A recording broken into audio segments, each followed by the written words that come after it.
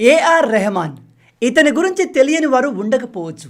Most famous and most successful music director. కానీ ఇప్పుడు రీసెంట్గా బీబీసీకి, ఎప్పుడూ ఇండియాకు యాంటీగా మాట్లాడే బీబీసీకి ఇంటర్వ్యూ ఇస్తూ ఇతను ఏం చెప్పాడో తెలుసా? నేను ముస్లిం అయిన కారణంగా నాకు ఈ మధ్య ఎక్కువగా పని ఇవ్వట్లేదు, దేశంలో మతతత్వం బాగా పెరిగిపోయింది అంటున్నాడు. అలాగే రీసెంట్గా వచ్చిన ఛావా మూవీ గురించి మాట్లాడుతూ ఈ మూవీ ఒక పర్టికులర్ మతాన్ని తక్కువ చేసి చూపించినట్టుగా ఉంది, అది ప్రజల్ని డివైడ్ చేసే మూవీ అంటూ నోటికొచ్చినట్టుగా మాట్లాడాడు. అంతేకాదు, రీసెంట్గా పవర్ డైనమిక్స్ మారడం కారణంగా, అంటే ఇండైరెక్ట్గా ప్రో హిందూ బీజేపీ పవర్లో రావడం కారణంగా ఇతనికి ఎప్పటిలాగా వర్క్ దొరకట్లేదు అని చెప్పాడు. నేను స్టార్టింగ్లో ఈ న్యూస్ చూసి ఫేక్ న్యూస్ అనుకున్నాను, ఎందుకంటే ఇంత సక్సెస్ఫుల్ పర్సన్, వరల్డ్ వైడ్గా రీచ్ ఉన్న పర్సన్ ఇలాంటి చిల్లర మాటలు మాట్లాడతాడు అని నేను ఎక్స్పెక్ట్ చేయలేదు. ఇప్పుడు మీరు అనుకోవచ్చు, బ్రదర్ ఇక్కడ చిల్లర మాటలు ఏమున్నాయి అని. చెప్తాను, జాగ్రత్తగా వినండి. ఇతనికి ఇప్పటి వరకు మొత్తం 7 నేషనల్ అవార్డ్స్ వచ్చాయి. అందులో 5 అవార్డులు బీజేపీ పవర్లో ఉన్నప్పుడు వచ్చాయి. నిజంగానే బీజేపీ ఇతన్ని హేట్ చేస్తే అవార్డ్స్ ఇవ్వాల్సిన అవసరం ఉందా? అలాగే ఇతనికి పద్మశ్రీ, పద్మవిభూషణ్ అవార్డులు ఇచ్చి గౌరవించారు. ఇతనికి మతం ఆధారంగా ఎవరూ పని ఇవ్వకుండా లేరు. ఛావా కంప్లీట్గా pro Hindu movie, but still movie director ఈ రెహమాన్ దగ్గరికి వచ్చి ఈ మూవీకి మ్యూజిక్ మీరే ఇవ్వాలి అంటూ ఆ పనిని ఇచ్చాడు. తర్వాత ఇప్పుడు ఇండియాలోనే ది బిగ్గెస్ట్ మూవీ రామాయణం రాబోతుంది, దానికి కూడా మ్యూజిక్ డైరెక్టర్ ఇతనే. అంటే ఆ సినిమా తీస్తున్న డైరెక్టర్ ఇతని దగ్గరికి వచ్చి మీరు మ్యూజిక్ ఇస్తేనే బాగుంటుంది అంటూ ఆ ప్రాజెక్ట్ని ఇతనికి ఇచ్చారు. ఇప్పుడు ఇతను ముస్లిం కాబట్టి ఇతనికి అవకాశం ఇవ్వకూడదు అనుకుంటే ఇలాంటి పెద్ద ప్రాజెక్టులు రెహమాన్కు ఎందుకు వస్తాయి? పైగా అనేక ఫేమస్ హిందూ డివోషనల్ సాంగ్ ప్రొడ్యూసర్లు కూడా ఇతనితో సాంగ్ చేయించుకున్నారు. ఇంతగా హిందూ రిలేటెడ్ ప్రాజెక్టులు చేసి ఎంతో డబ్బును సంపాదించి, డబ్బుతో పాటు పేరు సంపాదించి, ఇప్పుడు ఈ విధంగా నా మతం కారణంగా నాకు పని దొరకట్లేదు అని చెప్పడం చాలా చిల్లర స్టేట్మెంట్. ఏఆర్ రెహమాన్ లాంటి ఫేమస్ పర్సనాలిటీ ఇలాంటి మాటలు మాట్లాడడం నిజంగా ఇతనికి పెద్ద అవమానం.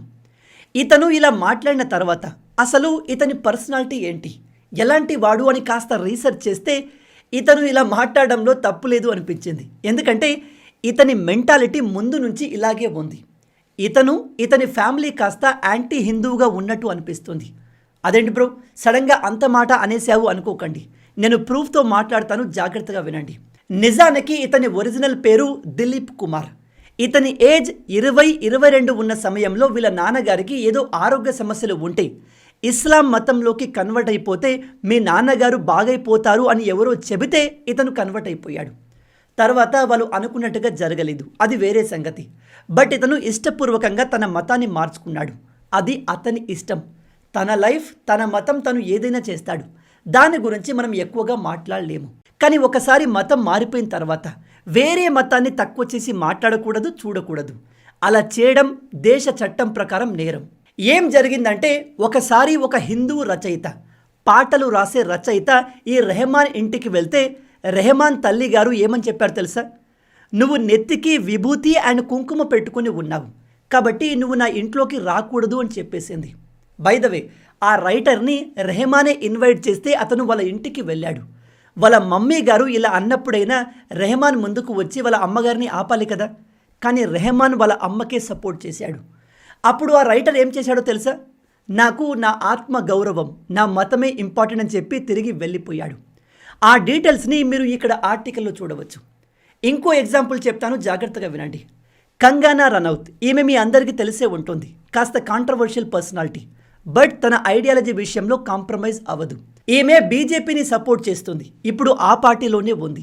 అండ్ ప్రో హిందూ మాటలు మాట్లాడుతుంది, ఎవరికీ భయపడదు, డైరెక్ట్గా తనకు అనిపించింది చెప్పేస్తుంది. అందుకే బాలీవుడ్ మొత్తం ఈమెను షాడో బ్యాన్ చేసింది. అంటే ఈమెకు ఎవరు అవకాశాలు ఇవ్వట్లేదు. అందుకే ఈమె సొంత బ్యానర్ పెట్టుకొని సినిమాలు చేస్తుంది. అయితే ఈమె రీసెంట్గా ఒక సినిమా తీసింది, అదే ఎమర్జెన్సీ. ఇందులో ఇందిరాగాంధీ గారి బయోగ్రఫీని చూపించారు. అయితే ఆ సినిమాకు మ్యూజిక్ కోసం రెహమాన్ గారిని అడిగితే రెహమాన్ ఏం చెప్పాడో తెలుసా? ఇలాంటి ప్రాపగండా సినిమాలు నేను చెయ్యను, నేను కంగనా రనౌత్ని కలవను అని ఆఫర్ని రిజెక్ట్ చేసేసాడు. ఇతను ఈ స్టోరీ మొత్తం విని ఈ డెసిషన్ తీసుకున్నాడా అంటే నో, అసలు స్టోరీయే వినలేదు. మరి అలాంటప్పుడు ఇక్కడ హేట్ని చూపించేది ఇతనికి పని ఇచ్చే ప్రొడ్యూసర్లా?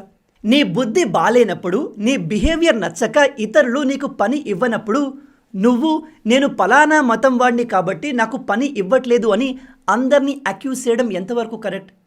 ఒకటి, బీబీసీ అవకాశం దొరికినప్పుడల్లా ఇండియాను తక్కువ చేసి చూపించే ప్రయత్నం చేస్తుంది. అది మనందరికీ తెలుసు. నేను చాలాసార్లు వీళ్ళ గురించి మాట్లాడాను. అలాంటి ఛానల్కి ఇండియాలోనే biggest and most famous music director వెళ్ళి భారత్లో మత విధ్వంసాలు పెరిగిపోతున్నాయి, హేట్ పెరిగిపోతుంది అంటూ ఇలాంటి స్టేట్మెంట్లు ఇస్తే వరల్డ్ వైడ్గా దేశ పరువు ఏమవుతుంది? వీడికి పని దొరకట్లేదు అని చెప్పి ప్రపంచ దేశాల ముందు ఇండియాలో హేట్ పెరుగుతుంది అని నోటికి వచ్చినట్టుగా వాగడం ఎంతవరకు కరెక్ట్? అండ్ ఇతను చెప్తాడు ఛావా మూవీ ఒక డివిసివ్ మూవీ అంట, అంటే ప్రజల్ని వేరు చేసే విడగొట్టే మూవీ అని చెప్తున్నాడు. మీలో తెలియని వాళ్ళకి చెప్తున్నాను, ఛావా మూవీని ఛత్రపతి శివాజీ గారి కొడుకైన సంభాజీ మహారాజ్ గారి జీవితాన్ని బేస్ చేసుకుని తీశారు. అందులో సంభాజీ మహారాజ్ గారు ఔరంగజేబుతో ఏ విధంగా పోరాడి మరాఠా సామ్రాజ్యాన్ని ఎలా కాపాడాడో చూపించారు. ఇక్కడ ఔరంగజేబు ఇతని మతస్థుడు కాబట్టి ఈ మూవీ ప్రజల్ని విడగొట్టే మూవీ అయిపోతుందా? అయినా ఆ మూవీలో నిజాలు చూపించారు. నిజాలు కూడా నీకు ప్రాపగండలా అనిపిస్తే నేను ఏమనాలి? అండ్ ఇంకోటి, ఈ రెహమాన్ పైన కూడా ఇతనితో పనిచేసిన డైరెక్టర్లు చాలాసార్లు కంప్లైంట్ చేశారు. రెహమాన్కి విపరీతమైన ఆరోగెన్స్ ఉంటుందంట. సింపుల్గా చెప్పాలంటే తల పొగరు. అదెలా అంటే ఇతను మ్యూజిక్ చేస్తాను అని ఒప్పుకుంటాడు, కానీ ఎప్పుడూ టైంకి ఇవ్వడు. బిగ్గెస్ట్ మ్యూజిక్ డైరెక్టర్ కదా అని కొంతమంది డైరెక్టర్లు భరిస్తారు, కానీ మిగతా వాళ్ళు పట్టించుకోరు. అండ్ ఇతనికి మ్యూజిక్ ఇవ్వమని డబ్బులు ఇస్తే ఇతను వేరే వాళ్ళతో మ్యూజిక్ చేయించి డైరెక్టర్లతో గొడవ పడ్డ సందర్భాలు చాలా ఉన్నాయి. దీని గురించి ఏకంగా రామ్ గోపాల్ వర్మ గారే మాట్లాడారు. ఆర్జీవి గారి గురించి మీకు తెలిసిందే, ఎవ్వరికి భయపడ్డు, నిజాన్ని డైరెక్ట్గా ఒప్పుకుంటాడు అని చెప్పేస్తాడు. ఇతను చెప్పింది ఏమిటంటే స్లామ్ డాగ్ మిలియనియర్ మూవీలో ఎంతో ఫేమ్ని సంపాదించిన జయహో సాంగ్ని ఏఆర్ రెహమాన్ కంపోజ్ చేయలేదు, దాన్ని చేసింది సుఖ్విందర్ సింగ్ అని. షాకింగ్గా ఉంది కదూ, ఎందుకంటే ఈ ఏఆర్ రెహమాన్ని గ్లోబల్ సూపర్ స్టార్ చేసిందే ఆ సాంగ్, కానీ నిజానికి ఆ సాంగ్ చేసింది రెహమాన్ కాదు. ఇంకా ఇలాంటి విషయాలు చాలా ఉన్నాయి, అవి మనకు తెలియకపోవచ్చు, కానీ సినిమా ఇండస్ట్రీలో ఉన్న వాళ్ళకి, ఎస్పెషల్లీ ప్రొడ్యూసర్లకి డైరెక్టర్లకి బాగా తెలుసు. అందుకే వాళ్ళకు నచ్చిన వాళ్ళకు ఇతనిలాగా డిలే చేయని మ్యూజిక్ డైరెక్టర్లకు పని ఇచ్చుకుంటారు. నువ్వు చేసిన చెత్త పనుల కారణంగా నీకు అవకాశాలు రావట్లేదు, అంత మాత్రాన నీ మతాన్ని అడ్డు పెట్టుకుని ఇప్పుడు విక్టిమ్ కార్డ్ ప్లే చేయడం ఎంతవరకు కరెక్ట్? ప్రజెంట్ ట్రెండు వేగంగా మారుతుంది. ఒకప్పుడు నువ్వు తోపువి, అద్భుతమైన పాటల్ని ఇచ్చావు, తెలివైన వాడివి, టాలెంటెడ్ పర్సన్వే, కానీ ప్రజెంట్ జెన్జీ టైం నడుస్తుంది. నువ్వు 10-15 సంవత్సరాల క్రితం ఎంత గొప్ప మ్యూజిక్ ఇచ్చావు అనేది ఇప్పటి యువతకు అవసరం లేదు. ప్రజెంట్ ట్రెండ్కి తగ్గట్టుగా ఇస్తున్నావా లేదా అనేది మ్యాటర్. ఒకప్పుడు ఇతను లెజెండే, కానీ ఇప్పుడు ఇతని కంటే బెటర్ మ్యూజిక్ని ఇచ్చే యంగ్ మ్యూజిక్ డైరెక్టర్లు మార్కెట్లోకి వచ్చేశారు. అలాంటప్పుడు నీకు ఇచ్చే రెమ్యునరేషన్లో సగం డబ్బుతో నీకన్నా బెటర్ మ్యూజిక్ని వేరే వాళ్ళు ఇస్తున్నప్పుడు నీ దగ్గరికి డైరెక్టర్లు రావాల్సిన అవసరం ఏముంది? నువ్వు ట్రెండ్కు తగ్గట్టుగా అప్డేట్ కానప్పుడు అవుట్డేటెడ్ అయిపోతావు. ఆ విషయం అర్థం చేసుకోవడం మానేసి నాకు పని రావట్లేదు అని ఇక్కడ ముస్లిం విక్టిమ్ కార్డ్ని ప్లే చేయడం ఈజ్ ద వరస్ట్ స్ట్రాటజీ. ఈ వీడియో చూస్తున్న మీ అందరికి చెప్తున్నాను, బాగా గుర్తుపెట్టుకోండి, టాలెంట్కి మతంతో సంబంధం ఉండదు. అంటే నువ్వు ట్రెండ్కి తగ్గట్టుగా కొత్త స్కిల్స్ని అడాప్ట్ చేసుకోలేకపోతే ఈజీగా ఫేడ్ అవుట్ అయిపోతావు. ఉదాహరణకి ఇళయరాజా గారు, ఎస్ఏ రాజ్ కుమార్ గారు, కోటి గారు, మణిశర్మ గారు, వీళ్ళంతా ఒకప్పటి లెజెండ్స్, కానీ వీళ్ళ పేర్లు ఇప్పుడు ఎక్కువగా మీరు వింటున్నారా?